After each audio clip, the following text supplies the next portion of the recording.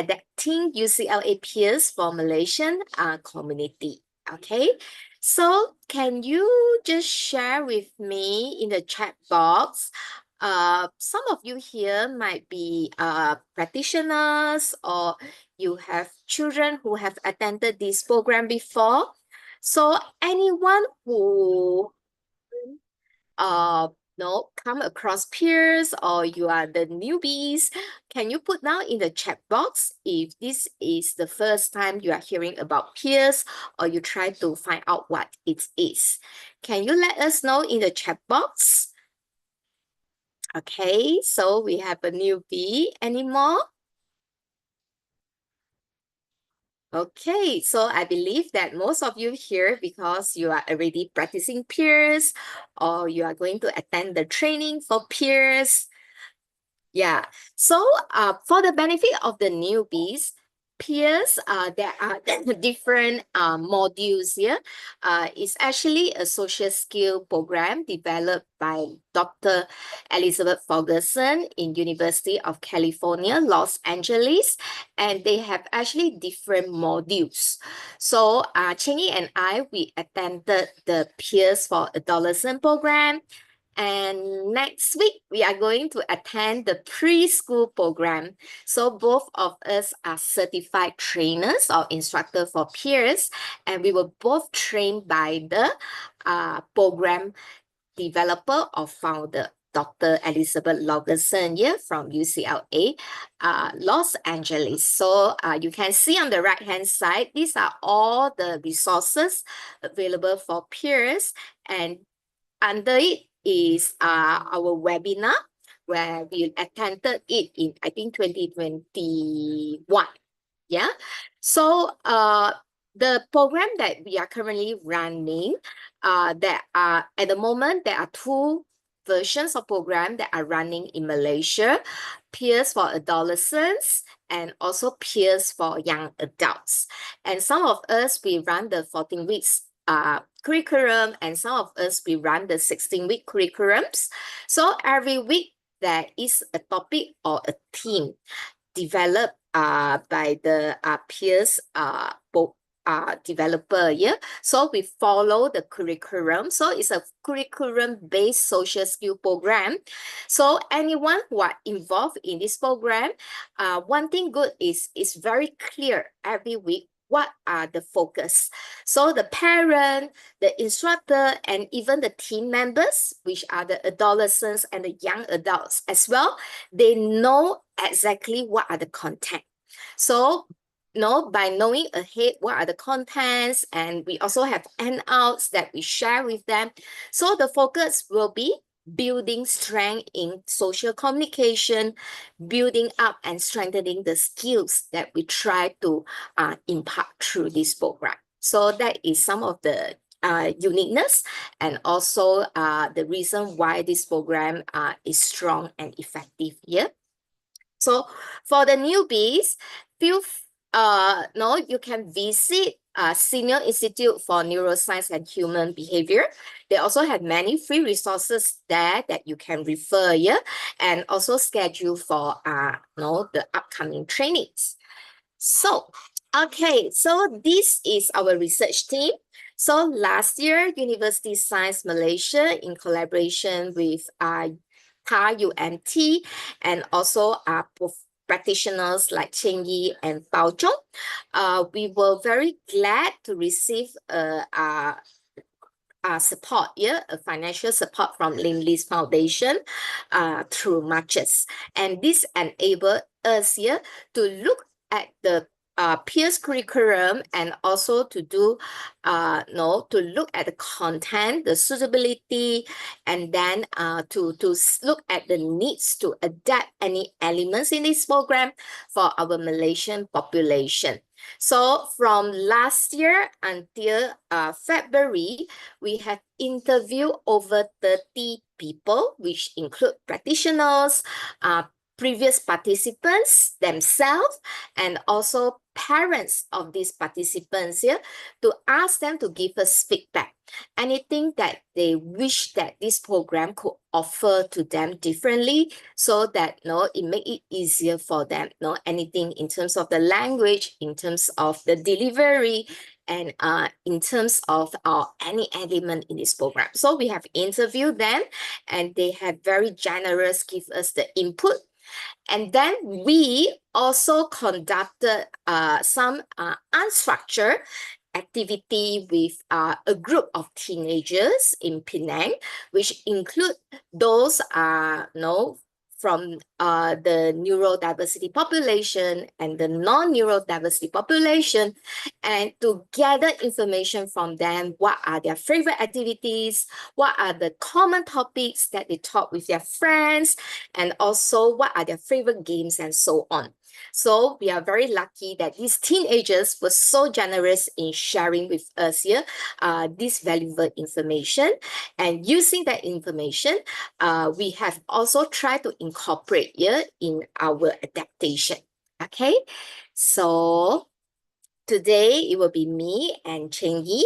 And today, because there are so many things to share and we cannot tell you everything just in 1 hour, so we have decided to focus on the assessment.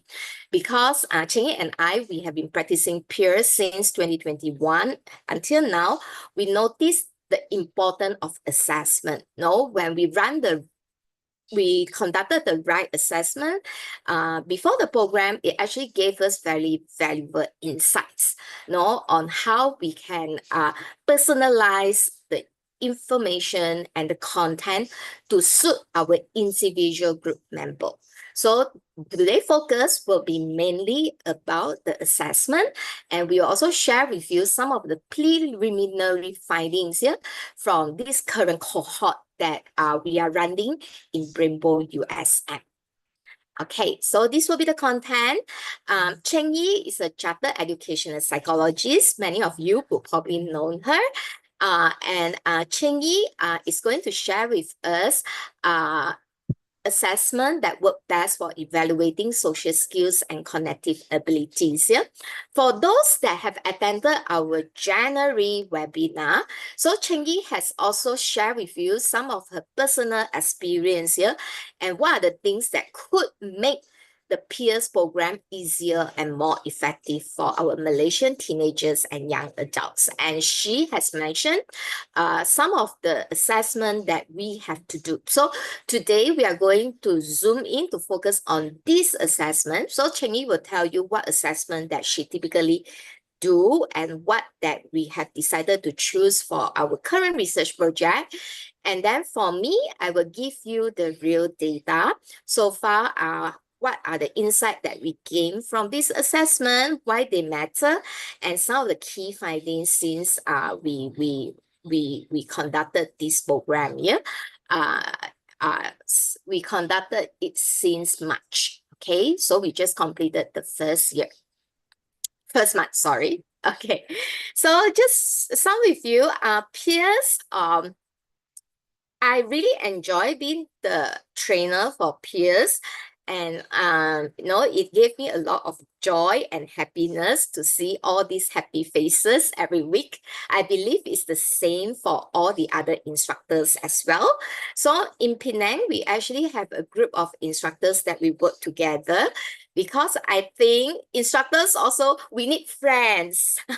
And then I think Cheng Yi would agree with me that it's always easier when we work in a team, because 16 weeks, it requires a lot of commitment. So in Penang, we work in a team.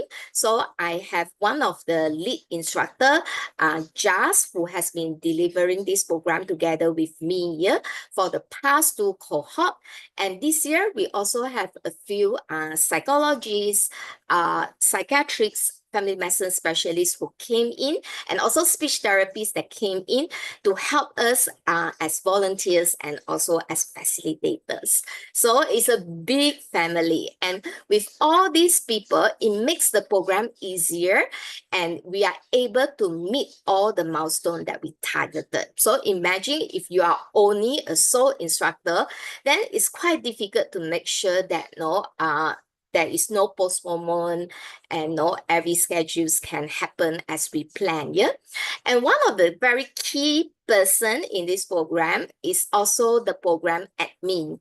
So every time we run this program, we have a program admin. So this year program admin is cursing. So what she does is actually a lot. So she has to, because the program involve so many kids, teenagers, and also parents. So she basically have to keep on communicating with them, and to avoid disruption of the program schedule. So she plays a very big role, and we are very lucky to have Christine as our program admin this time. Okay, so just to give you an overall insight, this is a research subsidized project that we are running in Penang at the moment. So we will be gathering the data to review the effectiveness of some of the contents that we adapted based on the original curriculum. So we have two groups that are enrolled in this project. We call them the junior group and also the senior group.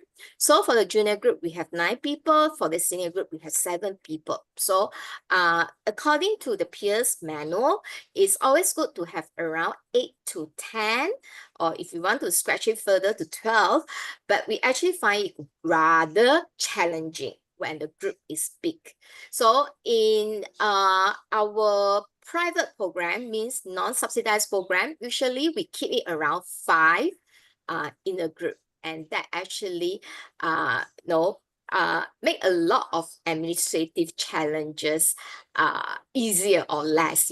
But this time we are very lucky also that we have quite a homogeneous group. So even we have 9 and 7 people in these two groups, everything actually goes quite well at the moment.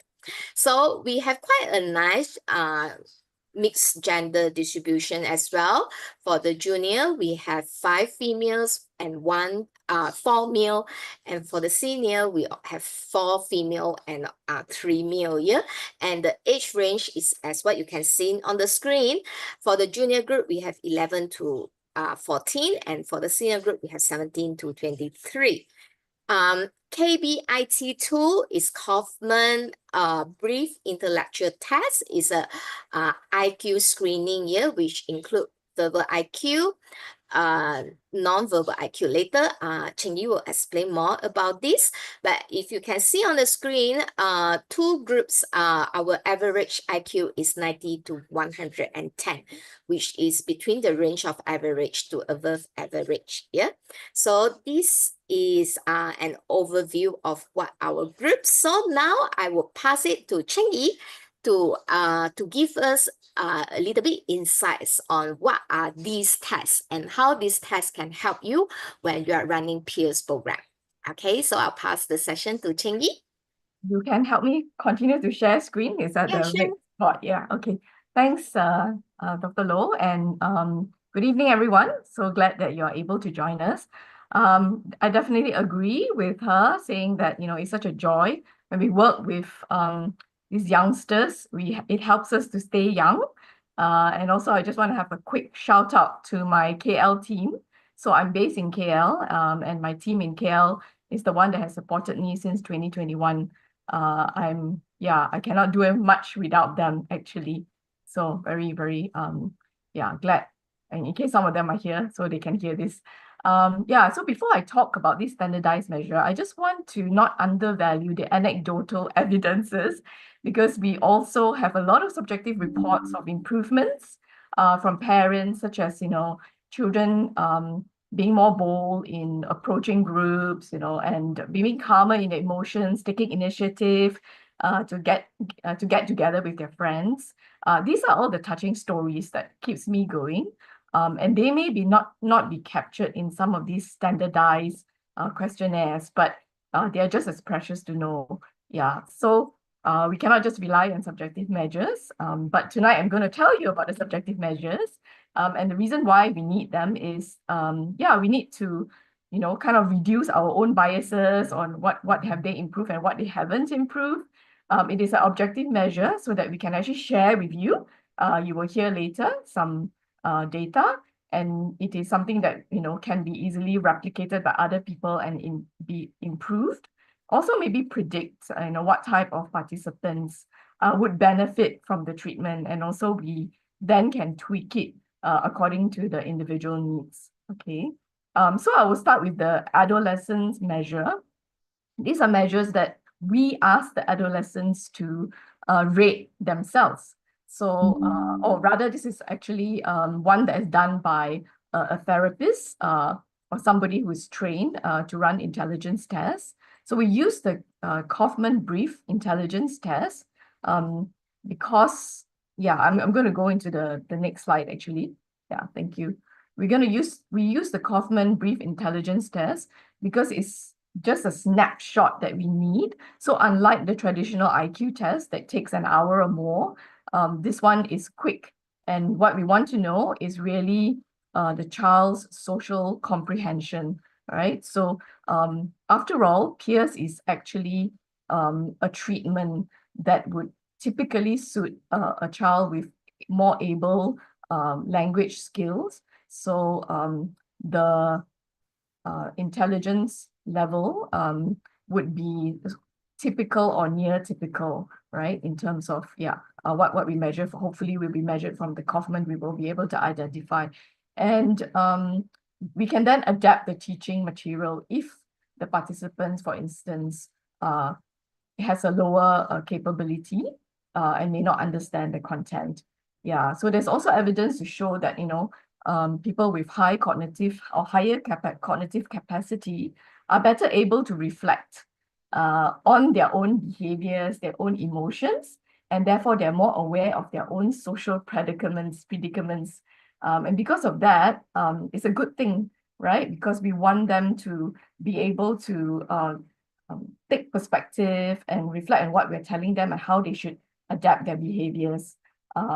So also, I think we need to know whether what level they are so that we can also ascertain their social anxiety level, because intelligence and social anxiety are also in a way related. We understand from the research that people who are generally more able to reflect on their own situations, fortunately or unfortunately, tend to overthink. And then they tend to be more anxious and depressed about their situation. So these kind of data just help us a little bit to understand the child. And we go to the next one. So the next one is the test of adolescent social skills knowledge, or TASK for short. And this is actually designed by the creators of Peers, for Logerson and Frankel originally. And here we are actually testing them the specific social skills that are taught during the Peers program. So the higher the score, the better, the more they actually know. But since the adolescents entering the program would have very little, if any, of the social knowledge that we want to teach them in the program, the score would normally be low at first. And then hopefully after the program, when we test them again, we hope that the score would have improved. So the task is given to the adolescents before and after. Yeah. Then why is knowledge important? Why do we test whether they have acquired the knowledge? So knowledge actually precedes the behavior. So the program aims to impart, right, the understanding. We want to help them to develop the perspective taking skills so that they can gain that understanding for themselves. So we are measuring that social knowledge because we want to understand how much they have learned. Yeah. But of course, having knowledge alone does not guarantee action, right? So there are other implicit factors that could be operating in the adolescence to stop them from wanting to get involved in social situations. So the next measurement is actually the social anxiety scale, and we use, in this case, the Lebowitz social anxiety scale and the children and adolescents version. I've made a little snapshot of the scale at the side so you can understand as I explain it. So this measures both internal and external anxiety. So we know that anxiety is both physiological and behavioral. It's physiological because we feel it in our bodies. We feel fear, anxiety, worry. And it is behavioral because when we feel anxious, then, we're going to behave anxiously, right? So participants who come for peers typically have an anxiety level that's higher, um, and that prevents them from wanting to be in social situations. It could be that they have had bad experiences. And I think the last time you came for a talk, we talked about kids who perhaps have been bullied and teased in school. And these bad experiences in the past have made them shy away from social situation or fear being rejected. So when they're anxious around people, they will avoid, because nobody likes to be anxious, right? We will avoid the feeling of anxiety. So this scale, there are two strands.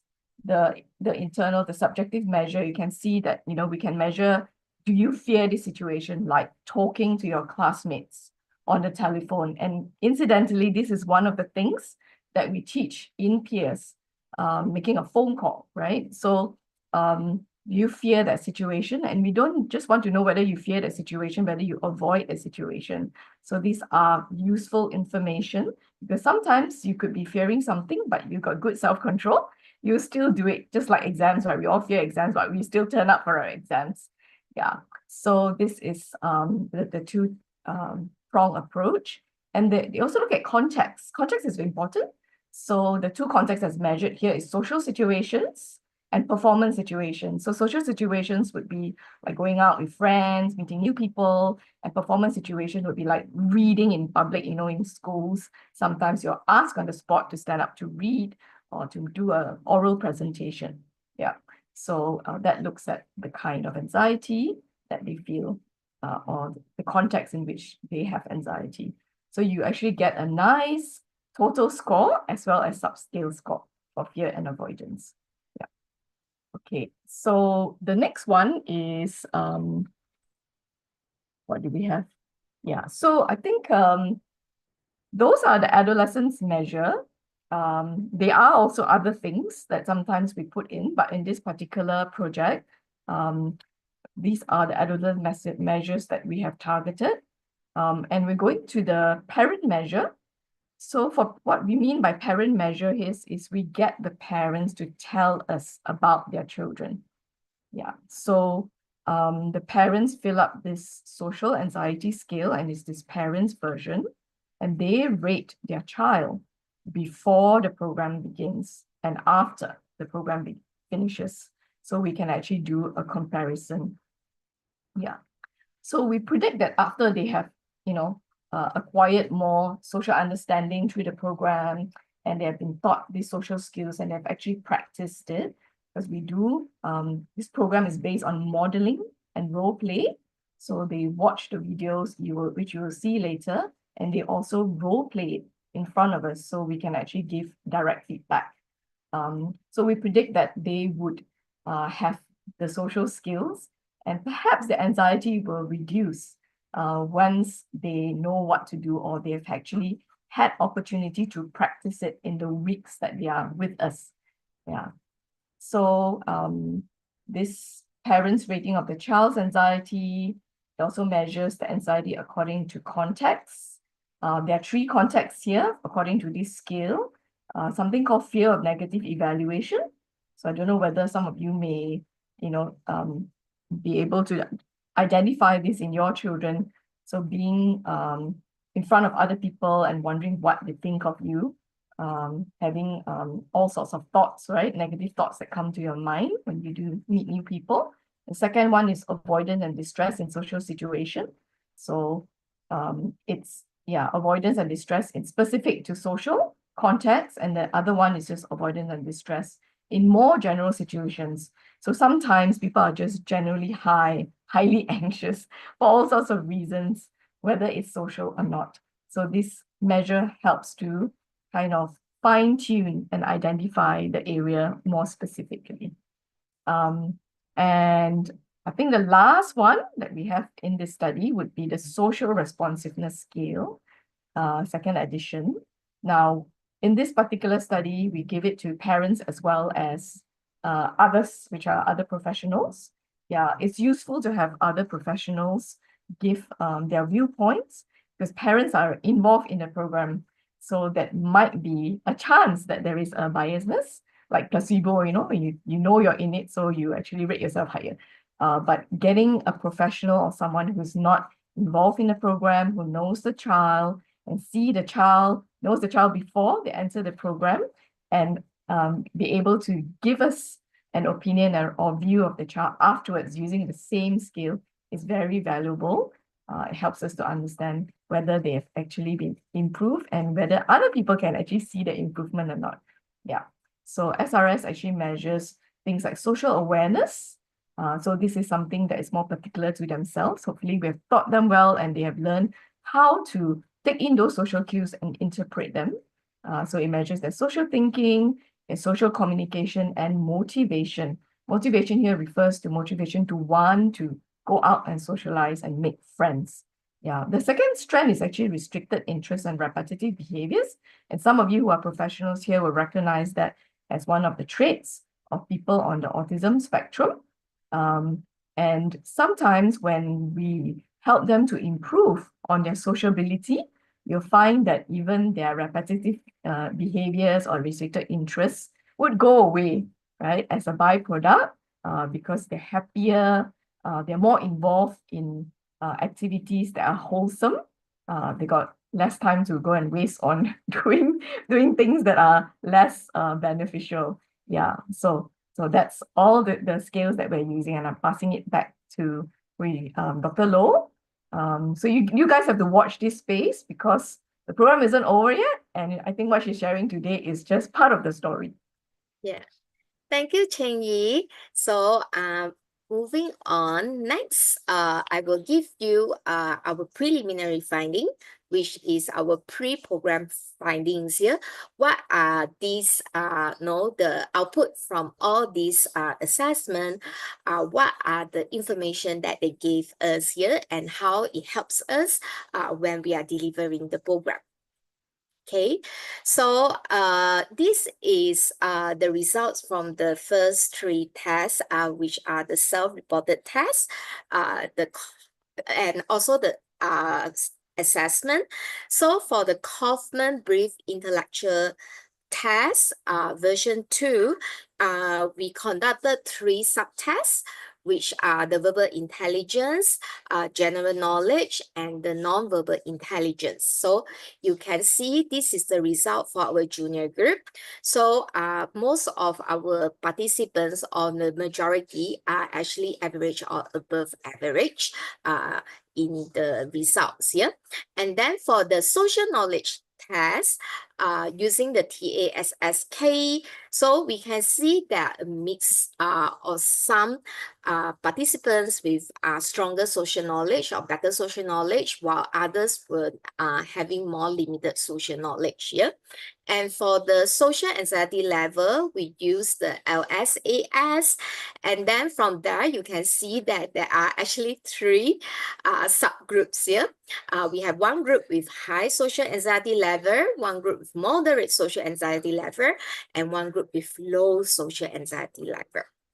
Looking at the result, we can see that there is a pattern that those with high anxiety level, in general, they actually have weaker social knowledge. You can see from our data here, at least 2 from the 3 with high anxiety level have limited social knowledge, and 1 have moderate social knowledge.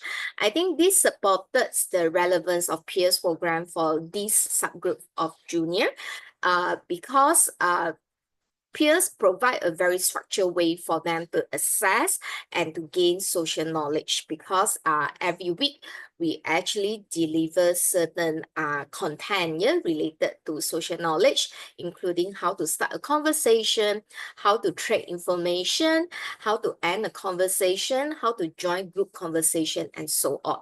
So we are looking forward at the final outcome, whether this social knowledge would actually also help to reduce their social anxiety. So and then we can see that, as a whole, you can see those with low social anxiety are also those with better social knowledge. So for this younger group especially, we are hoping to see by whether there will be a change of better social knowledge at the end of this program, and also the corresponding effects here on their social anxiety level. So please do follow us as well, yeah? And we are hoping that in another 3 months, we'll be able to share with you whether our hypotheses are proven. Okay, so for the social anxiety skill, this is based on the parents' report. So we can see parents' report and the teens' report are actually not very similar. So there is an error here, but this is actually junior 1, 2, 3. Yeah? So if you remember, just now junior 1, 2, 3 are those that higher social anxiety. Yeah? They self-report that they have higher social anxiety, while 7, 8, 9 are those with lower social anxiety. But if you look at the parents' report, it's actually a bit different. So the parents actually thought that those participants that just now in the subgroup 2 and subgroup 3, those with moderate social anxiety and less social anxiety, the parents actually see that they are anxious in different contexts. In particular, across all the 3 anxiety subtests that we conducted, we can see that fear of negative evaluation was the highest. So I think this involve probably perspective taking as well, and whether their ability to assess interest and non-verbal cue. I think maybe lack of competencies or lack of skills in those aspects would be probably one of the factors here that cause them to have this anxiety associated with fear of negative evaluation. So in comparison, anxiety in new situation show moderate to high level across the group, and anxiety, general anxiety is the lowest. So so this is also some of the things that we want to see here after the peers program, whether the program actually helped to reduce their anxiety level. And in regards to this, our particular focus will be looking at the effects on fear of negative evaluation. So this is the result of SRS2 for our the junior group here. So you can see the yellow bars are the insights provided by the parents, and the orange bar are the insights provided by professionals here and educators. So we can see that in general, there is quite a good consistency in what the parents perceive and also what are the other people or the professional perceive here. So, and we can also see among our junior groups, they are quite homogeneous. In previous cohorts, sometimes we have more mixed group.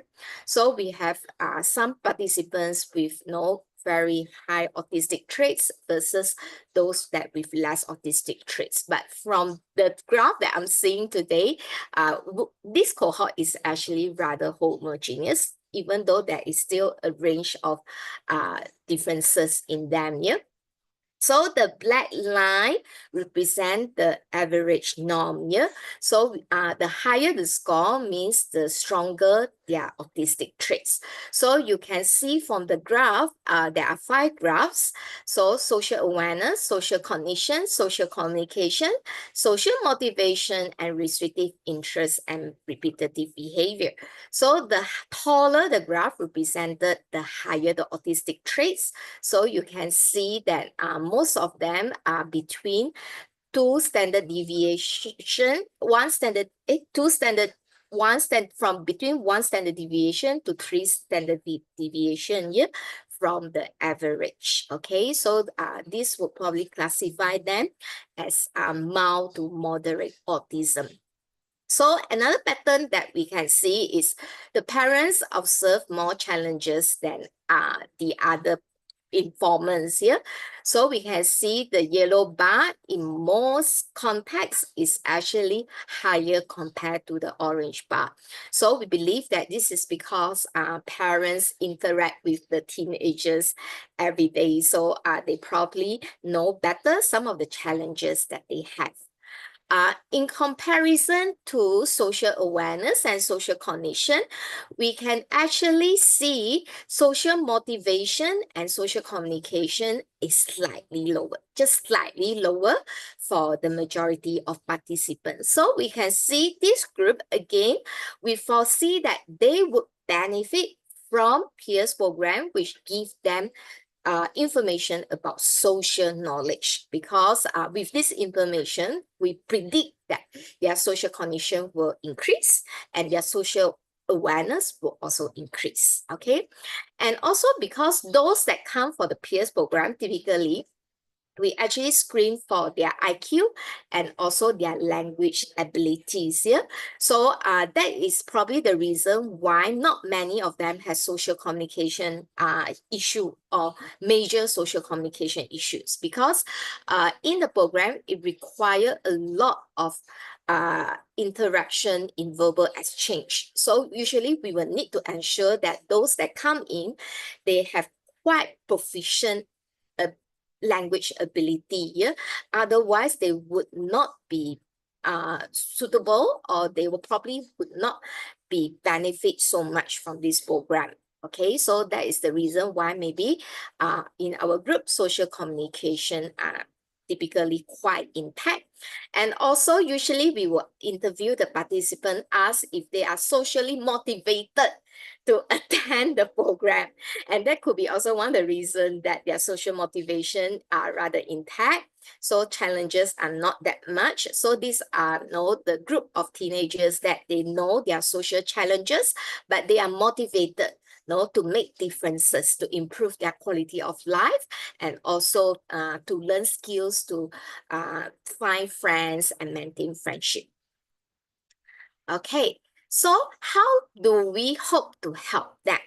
So now we know that at least it was quite obvious from our junior group that these are a group of teenagers that are lacking social knowledge, and they need they can benefit from more information to help them to improve their social cognition. Yeah. So what we can see is peers provide step-to-step social skills training to close the gap and reduce anxiety. So in every session, there is a very clear structure where we provide didactic teaching, and then we provide video modeling, and we let them do role play to practice the skills. Okay, so for example, what you can see on the screen is the videos that we use for this current cohort. These are the experimental videos that we make here by changing the topic of the conversation and also the speed of conversation to make it more suitable for our Malaysian teenagers. So the videos were recorded in English, but we use shorter phrase, more abbreviated sentences like what Malaysians usually use, and shorter sentences here to make it more easier for our teenagers to hear. So we have been using these videos for the last 4 sessions, and then the response was actually pretty positive here. So videos will show them very clear example. For example, how to assess human feedback. How do you know that someone is laughing with you versus how do you know if someone is laughing at you? And then how do you give a courtesy laugh when your friend is telling a joke, and the right way and the wrong way. So in peers program, we also teach them what are the socially risky behaviors. For example, these are some of the videos that demonstrate how to use good volume control, how to not do teasing, do not do policing. Policing means keep on correcting your friend's mistakes, not to be argumentative, and how to start conversation nicely. So after the didactic teaching, which is the teaching part, we will show them the video, and then they would practice the role play, and then we will provide immediate feedback to their role play using the sandwich praise strategy. Means we usually will praise them first, and then we will give them a corrective feedback, and then we will again encourage them by giving them a positive remark for their attempt. Yep. So this is what usually peers instructor will do. And then in our program, we also tap on the technology. So original peers program, they use phone call. We also still do phone call, but on top of that, we actually do more Zoom call. And I think Zoom call is nice because instead of one-to-one calling, we actually put a few of them in a group. So usually it's 4 to 5 of them in a group, and then they will take turns to have conversation with the other friend. So usually one Zoom call, there will be 3 rounds of conversation, and they can take turns to interact with others. Yeah. Sometimes we do same group Zoom call, and for some groups, they are mixed group, which means the junior group and the senior group will mix together. And so far, they like it actually. Okay, so we just now we talked about the ways peers give social knowledge. So in our program, because the age of our participants, especially the junior group, they are relatively young, 11 to 14. So our instructor, Jess, also take the initiative to make the slide more appealing for them by adding in some meme, some GIF and some cute graphic. Yeah. So this actually helps, and they are very excited to see all these graphic added in the slide. Yeah. So like for example, last week is our session 4, and we are talking about how do you use humor appropriately. So these were the topics that we tell them, how do you assess humor feedback? When you tell a joke, how do you assess if someone actually like your joke? So I think hopefully by imparting this social knowledge to our teens, that helps them to boost up their confidence in different social contexts, especially when they meet with someone new. Yeah. So now I'm going to show you an example of our video modeling. These are experimental videos that we recently made, and we have used it in this cohort, and we are hoping to also continue getting feedback from others here and we will also get the approval from UCLA peers team here before we share with others. But today, just for your preview. So I'm going to show you 2 examples of video that we use in section 3, electronic communication. So I think one of it is the appropriate way to start a phone call, and the other one is the less appropriate way here. So let's look at the video on the left side. I believe is the socially risky way to start a phone call.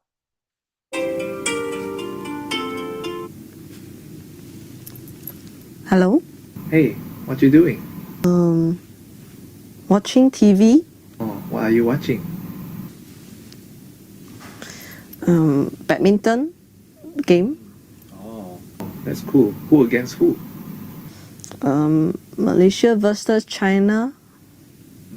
I see. Who are you supporting? I don't know. Hey, all right. So yeah. Let's see.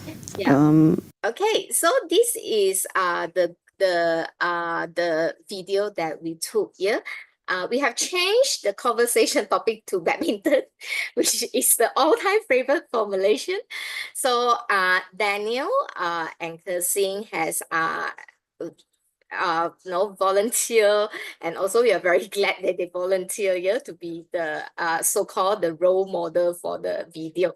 So Daniel has called Kersing, and no, maybe I can ask the participants, what do you think was wrong? What was the socially risky or not helpful way when Daniel called Kersing?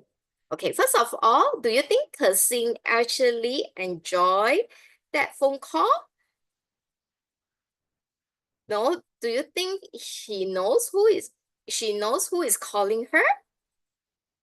Okay, so that will be probably one of the questions that we want to ask here.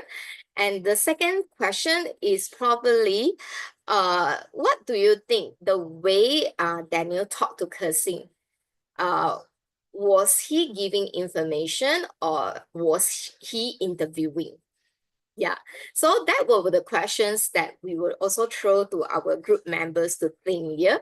What were the social risky behavior that they observed in this video? So usually before that, they would have been given the information about what are the right way when you call someone. So usually when we reach this video, they will be so excited, and then they will tell you know what's wrong that they feel here Daniel has done, or what's the socially risky behaviors that Daniel has shown.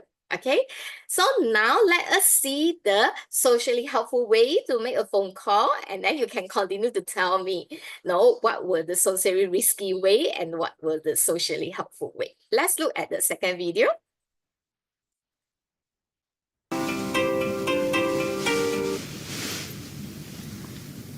Hello? Hello, is this Kersing? Yes, this is Kersing. This is Daniel. Oh, hi Daniel. How are you? Yeah, hi. I'm good. How are you? I'm fine. So you can talk now? Oh, sure. Okay, what are you doing now? Nothing much, just watching some TV. What are you watching? Oh, it's badminton game right now. Who against who? Oh, it's Malaysia versus China. Who are you supporting? Oh, definitely Malaysia. But China is a strong team too. Hey, so that is the second Badminton video. game right now. All right, let's see some of you who responded in the group.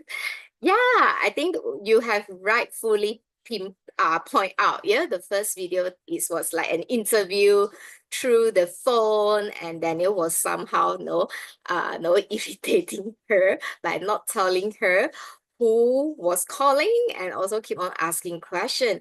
But we can see from the second video, it was a much improved way to start a phone call. Daniel first introduce himself, say hello, say he wants to talk to Kersing, and then introduce himself, and then they start trading information. Yeah, so and then after watching this, our group members, which are our teens, they will start practicing. And then when they go back, they also have to do assignment, which is called another friend. And then beginning of week 4, they also have to call an out-group friend. Yeah, so we will talk to the parents who are their social coaches, and then the social coaches will help them to identify friends that they can call. It can be friends, it can be their cousins, and if they really cannot find any people, then luckily in Bravo USM, we have many young people like Kersing and Daniel that they will also call. But usually we will ask them to call a friend that they could identify. Yeah.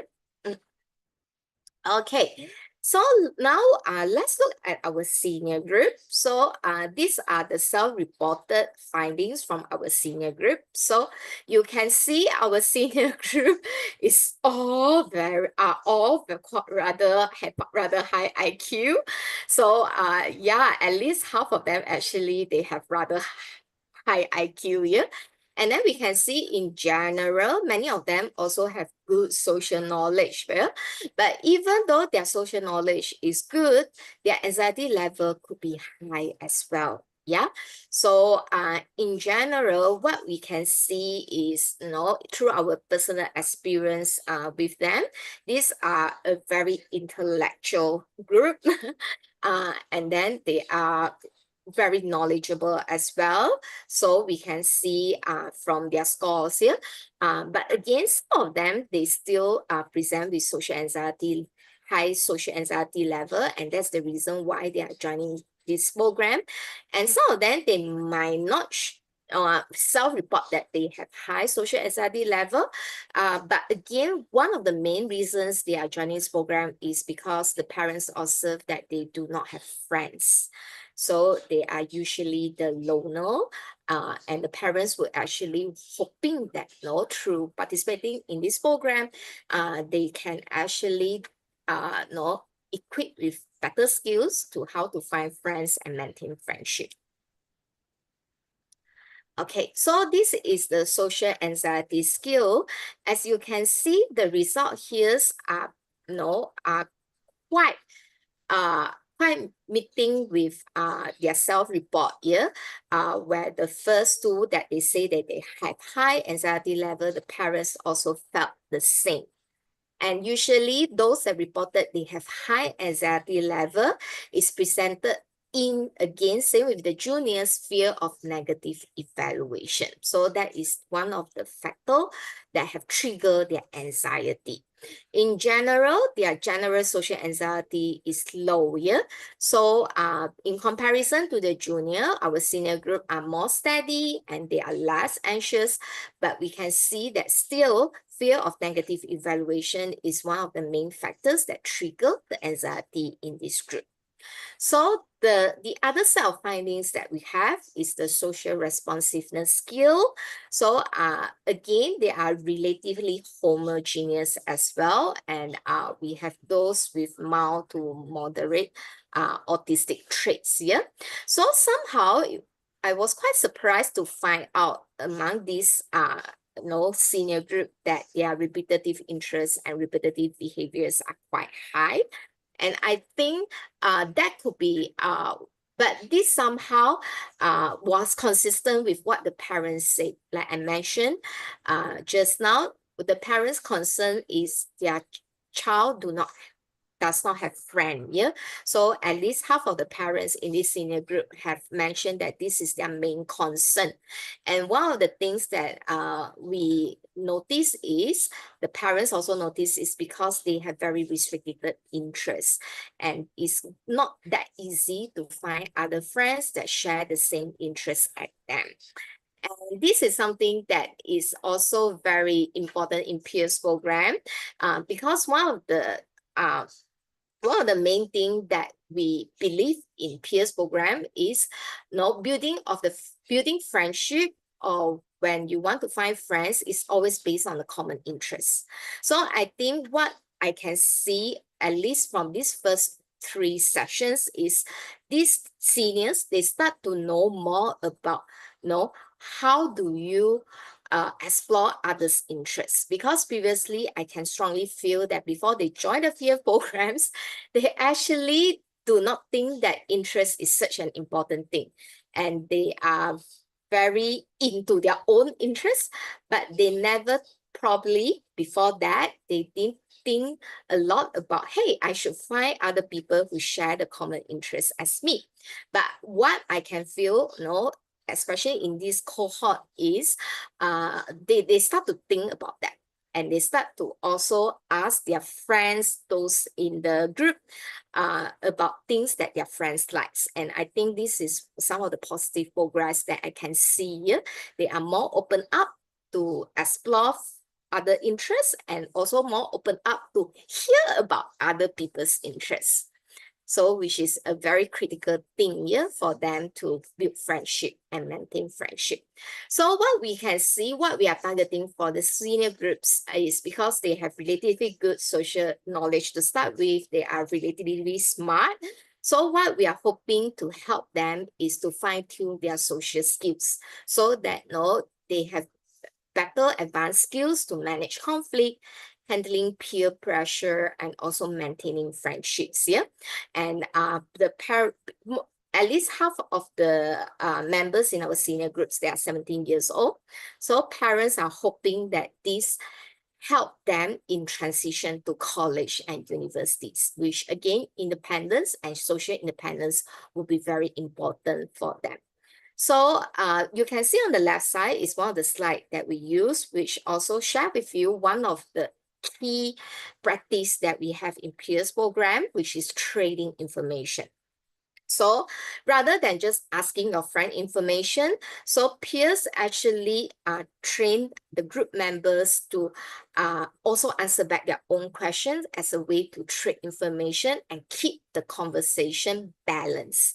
And one of the goal that we tell them is when you have conversation with friends or someone new that you meet, is to try to find common interests. And then how do you find this common interest? By asking different open-ended and follow-up questions, okay? So now I will show you a standard way to trade information, yeah? We use this video as like an example for them. And then we also give them a lot of opportunities where they practice trading information with other group members. So let me show you one of the example of trading information. Hi, Cassie. Daniel, How are you doing? I'm great. How was your weekend? Oh, it was great. I went to the movie with my friends. Oh, what movie did you see? Oh, we saw that new comedy movie that everyone has been talking about. Oh, sounds fun. Was it good? Yeah, it was really good. I might see it again. Do you like comedy movies? Yeah, I do. I read comedy books too. Oh, same. Okay, so what you can see is Tersing and Daniel, they showcase an example of trading information by asking about your friend's interests and also trade information by asking follow-up questions. So now for those newbies that you haven't seen the original peers video, now I also share with you one original video here, which is actually perfect. We have been using it for the past 3 years here, and it was actually rather good. But when we use it with younger children or younger group, like especially the junior, usually one of the complaint is, it's too fast, I cannot hear. It's not like they don't understand, but they felt that the conversation is a bit too fast. If we slow down the conversation by adjusting the speed, then it becomes too boring. So that is one of the reasons why we create the Malaysian version video here, which I mentioned is still an experimental video to start with. So now for the newbies, I'll just show you the original video.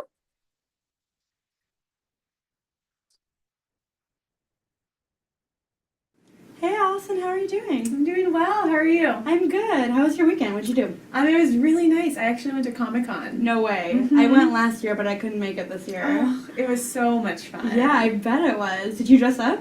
Yeah, I did. I spent weeks on my costume. I sewed it myself, but it was so much fun because everyone was dressed Yeah. up. I did the same thing last year. Yeah? Yeah, did you take pictures with people? Yeah, I took photos with almost everyone. I love What about it. you? I did the exact same thing. I want to do it next year too. Yeah, I do too. Yeah, I'm already thinking of costume ideas for next Oh year. my god, I need to start. Yeah, so this was the original video. As you can see, I think the slang, they seems to drag the words when they talk. I think that's very US kind of way to talk. So it makes it a bit difficult for our teenagers to hear it or to probably to appreciate the conversation better.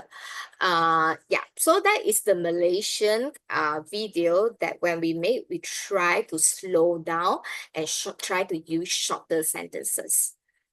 Hi, Cassie. Daniel, How are you doing? I'm great. How was your weekend? Oh, it was great. I went to the movie with my friends. Oh, what movie did you see? Oh, we saw that new comedy movie that everyone has been talking about. Oh, sounds fun. Was it good? Yeah, it was really good. I might see it again. Do you like comedy movies? Yeah, I do. I read comedy books too. Oh, same. So that was the Malaysian version, yeah, which Hi. So what? okay. So like I mentioned, one of the focus for the senior group is other than give them social knowledge, what we want is to let them have a lot of opportunities where they can find tune trading information with other friends. So I'm going to show you one recording that for our senior group here. Two members in our senior group were practicing trading information, but to protect the confidentiality of their identity, the video has been edited with voice modification, yeah. So, but you can roughly see the actual one, how it is like. So our two group members were exchanging information about their favorite thing. What's your favorite thing? Drawing. How about yours? My favorite thing is this Pokemon card collection. Oh, Yeah, like wow. yeah. So like, do you have like any interest in like Pokemon? Interest? What interest? I don't know what interest. Interest. I like Eevee, the fairy part of fairies in Pokemon. Oh, Eevee. Pikachu. I like Pikachu. Wait, let me search. Let me search. I also have this. Oh. I also got another one. Oh. What else you do? What else? What else? My favorite things are Yes. Beyblades. Like, this is my collection. Oh. You can combine the blades, the one ratchet, and then combine a bit, and then it becomes a Beyblade. Oh, I see. And you also can use the guns to shoot it. Oh. So, what's your favorite? Huh? I show you my drawing. Okay. Last time I saw your drawing, then do you like drawing the wings card one? Wings cut? What wings cut? Oh, I mean like the how to say do you know like I just saw last time because last session I saw you draw the fairy, you know the I know, but it's not wings cut. I make it different. oh, but do you watch Wings Club the show? Yes. I watched it before when I was like 7 or 8. Then I remember there was like 3 bad ones. I also draw, but not complete. Wow. Let me see. It's not completed yet. Wow. Not bad. Hey, it's so sweet to see they trade information.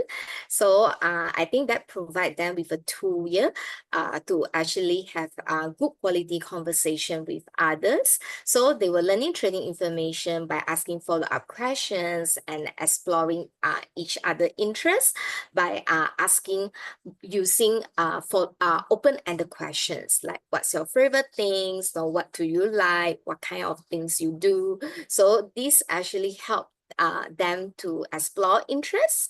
So it's quite nice. We now sometimes when they start trading information, we actually have to stop them because otherwise they will keep on going and going. So it's so nice to see how much they have achieved here.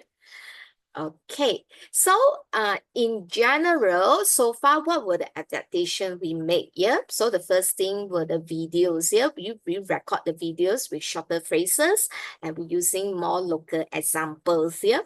And then another thing is we also have one parent prep program before we start the program. So in Peers original design is the parents and the teens actually has concurrent session. But somehow we find that it would be more helpful if parents are given information earlier, yeah? Because some of the things when during the parent training also involve teaching parents the skill to give feedback. So I think we would need to help the parents to have some time to digest those skills that they need to have when they give feedback to the participants. So for this round, we actually run a orientation program for the parents 1 week before we start the program. And what the feeling that we get is it actually helps, because when we start program in the first week, the parents are all very well prepared to help and coach here the teenagers. But in the past, since we run the program in 2021, we find that one challenge with Malaysian parents is many of them, they are working. So there are not many that can commit to weekly social coaches session. So since 2021, we have actually adapted the session so that parents are meeting once a month instead of every week. So we continue this practice in this current cohort, and so far it's good. So we actually compensate by having that orientation session that I mentioned here. And then after that, every week, every month parents will come and we will give them the handouts for the following 4 sessions. And then, but we maintain communication with the parents through a WhatsApp group that we create for them. And the parents also have access to communicate with our program admin. So they have been very actively communicating with the program admin with of any concerns that they have, and also report their progress here with the program admin. So I think this is one thing in the delivery that we have adapted here to make it easier and more practical for our Malaysian families. Okay, so I think it's nice as what we have planned. We have another 20 minutes for Q&A. So for any parents here, if you want to sign up your peers for the adolescents and the young adults program, you can scan the QR code. So these are the contacts for those programs that are running in Selangor and also in Penang. So maybe I can invite Cheng Yi to tell us something about her upcoming group. Okay, yeah. I have a group that's running in Bridging Hope. And actually we are going to begin soon. The next batch is going to begin soon. But whoever would like to join future programs can scan the first QR code there that says Peers for Adolescents in PJ Selangor. And the venue that I'm using is also the venue for the Young Adults Boots Camp. And that's in Bridging Hope. Yeah, so the first 2 are the PJKL groups. Yeah. Okay, thank you, Cheng Yi. And from Penang, we have received some express of interest. So our instructor teams has agreed to offer the second round of program this year in September. So for any parents or educators in Penang, if you want to sign up your adolescents for the next peers program in Penang, then you can also register your interest here through this QR code. Okay, so yeah, so before we go to Q&A, I would also like to share with you next week the program that we have here. So another event in celebration of the Autism Acceptance Month. So next week we have a free webinar again by Miss Kampo Sim here, who is a senior speech language therapist based in Singapore, and she will be sharing with parents how to connect better with your child with autism. Yeah, and then we have, let me see. Yeah, and we also have a forum on 26th of April. And this forum, we invite psychologists, autism, job coach, and recruiter to share insights about how to support neurodiversity in workplace. We also have a forum panelists here who are members from IMHAT. So please stay tuned in our Facebook. We are going to put up the information for the forum by this week, hopefully. Yeah. So for those of you who hasn't been following us in Facebook, do put in Facebook Rainbow USM or Insta Rainbow USM to get more information. Okay.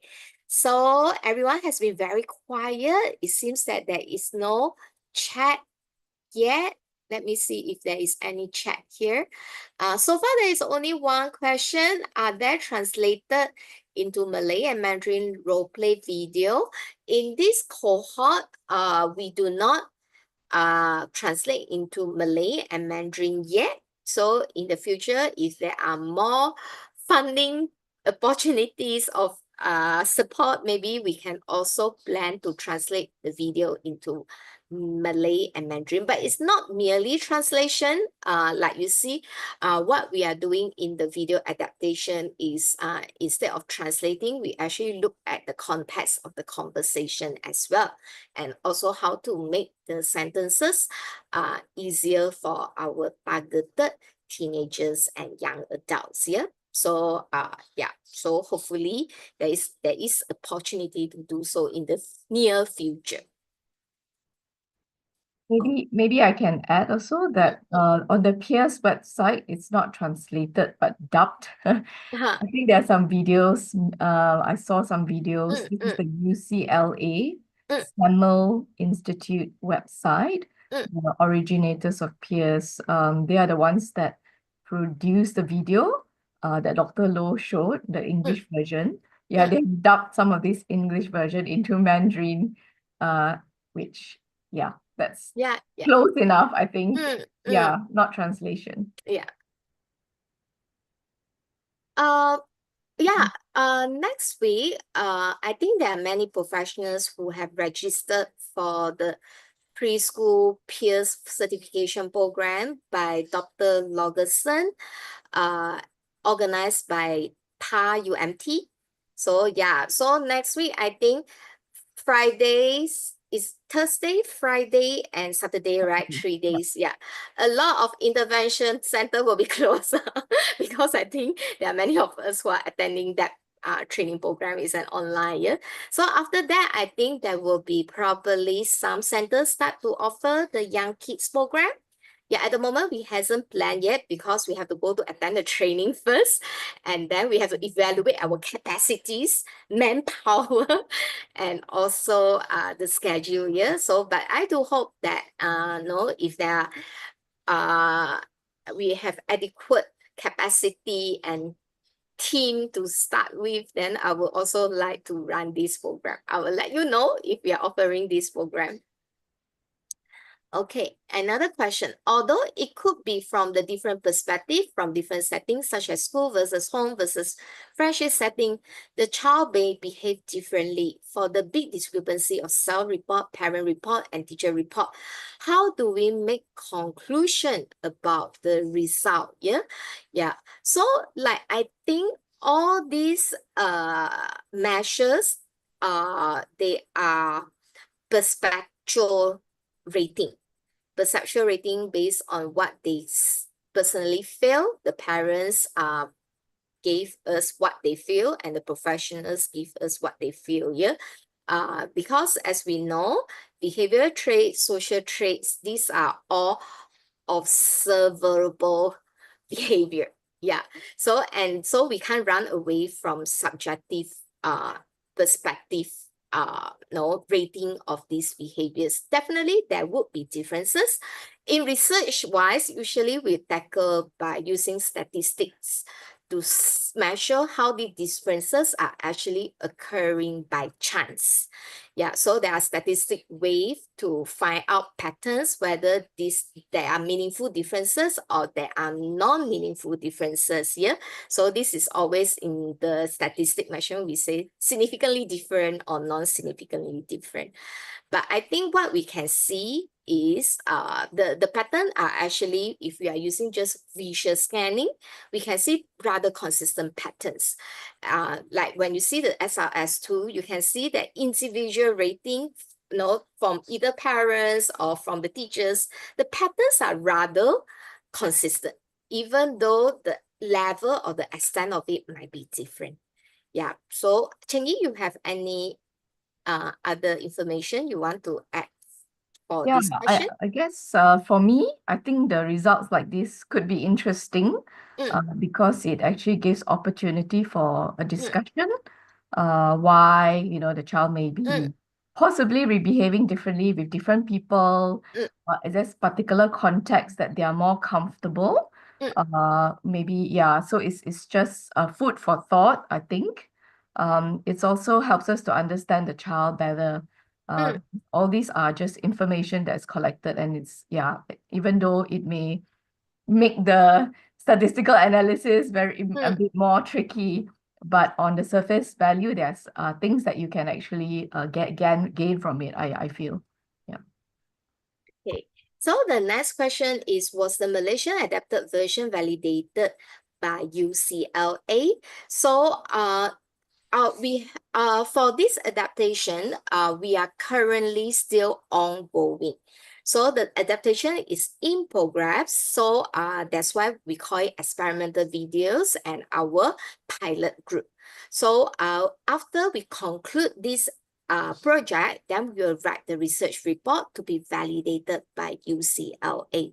So at the moment, we are unable to share with you the videos yet, and also the adaptation that we have made here.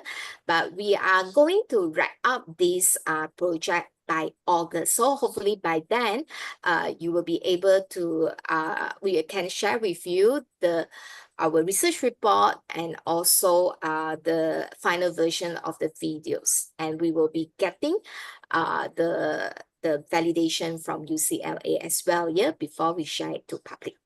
So please stay tuned and also support us, bless us with your prayers that we can successfully complete this project. Yeah. Thank you. So any more questions? For the adolescent group, do your group them together under L1 and L2? Not really. But usually before the program, we would do the assessment, and the assessment actually help us to assess suitability.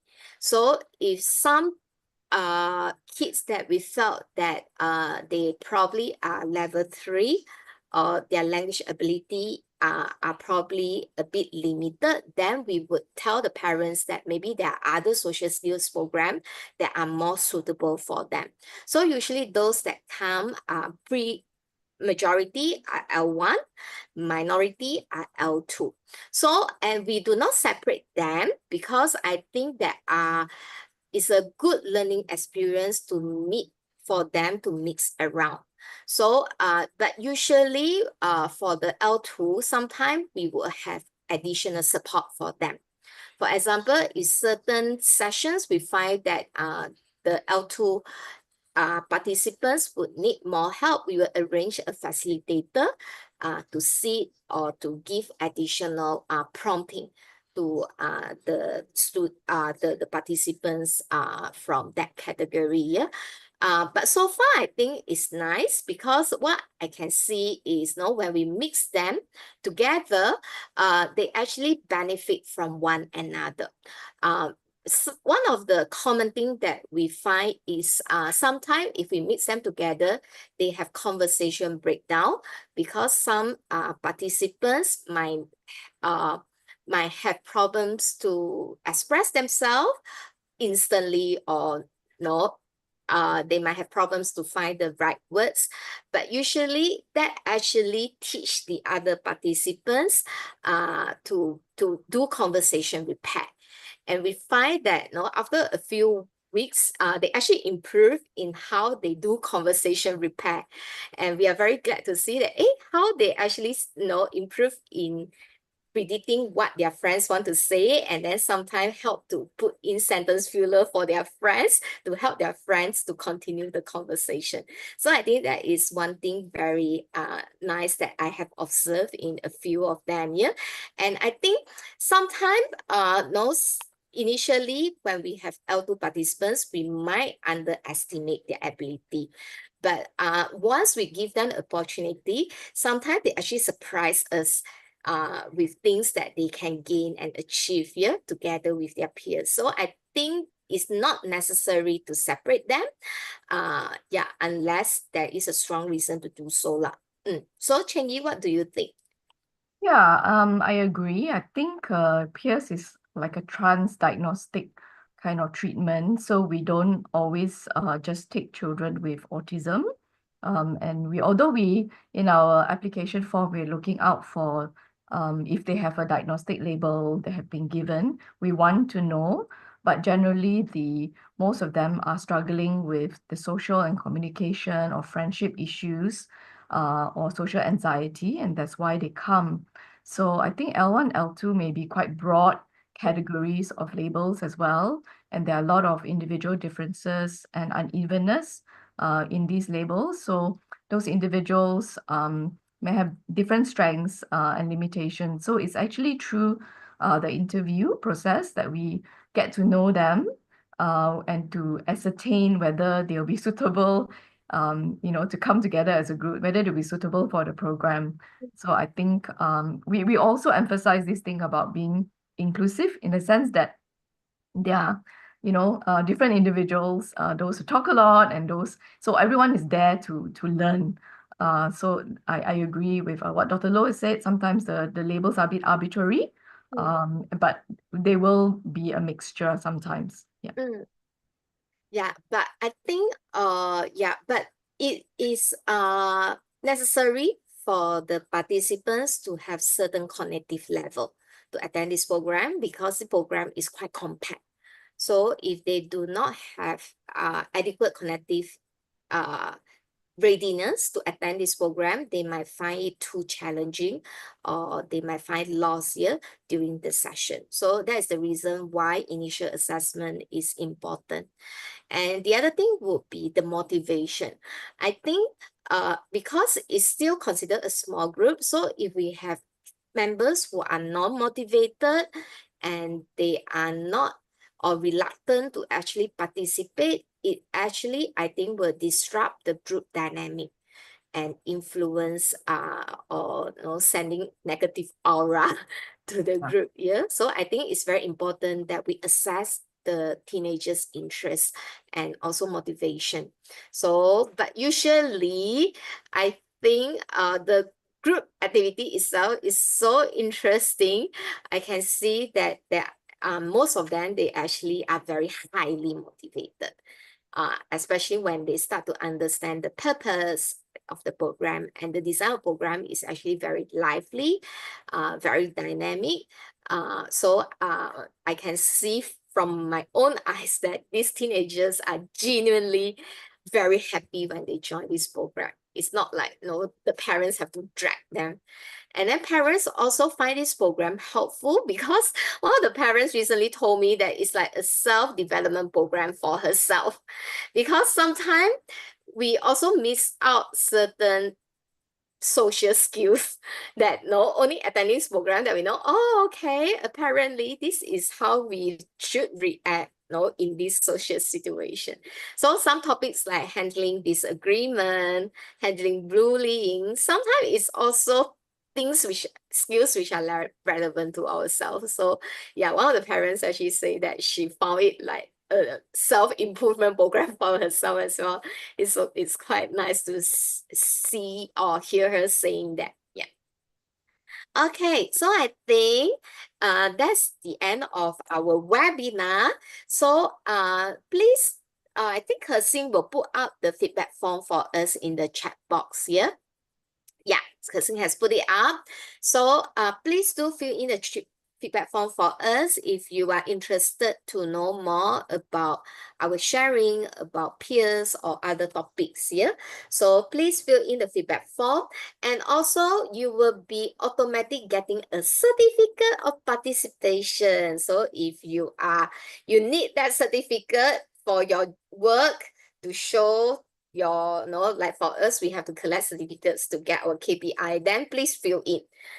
That will give you 1 or 2 marks for your year-end KPI. Yeah? So yeah, so please fill in the feedback form in the chat box, and I want to thank Cheng Yi for being such a important member in our research group, and for giving us many important insights here that help us to look at the adaptation of this program. And we are hoping that by August, we can tell you more about the content that we have adapted and some of the process that we have adapted. Yeah. So thank you so much, Cheng Yi. Dr. Law, and thanks everyone for joining us this evening. Hope to Yeah. see you again. Thank you. Bye-bye. Good Bye. night. Bye.